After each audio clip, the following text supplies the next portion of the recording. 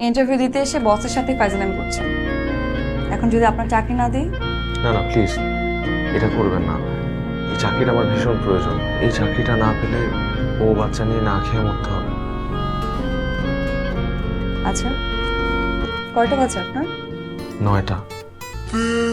9টা বাচ্চা? 2 বছরে আপনি 9টা বাচ্চা নিয়ে ফেলেছেন। তাহলে বিয়ে করেছেন কয়টা? বেশি না, 6টা।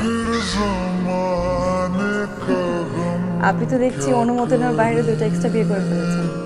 এতগুলো বউকে সময় দেন কি করে? এই তো সপ্তাহে 6 দিনে 6টা বউকে সময় দিই, আর বাকি একদিন গার্লফ্রেন্ডের জন্য। অনেকদিন পর। কেমন আছেন? আপনি তো দেখছি ইন্টারভিউ দিতে এসে বসকে প্রশ্ন করছেন। আমি ভালো আছি, তবে এখন আরেকটু বেটার। আপনার কথাই তাহলে বস আমাকে বলছিল।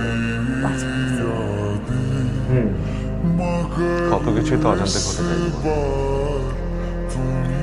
কিন্তু এই টাইপের কোইন্সিডেন্স কিন্তু সুন্দর, তাই না? চলেন, বাকি কথা কফি খেতে খেতে শিখবে। তার আগে অফিসের সমস্ত কলিগদের সাথে একটু পরিচয় করে দিই। তাহলে কি আমার চাকরিটা হয়ে গেছে? হ্যাঁ। আমি এখানে ইন্টারভিউ দিতে এসেছি। আমার ইন্টারভিউ নেওয়া হবে না?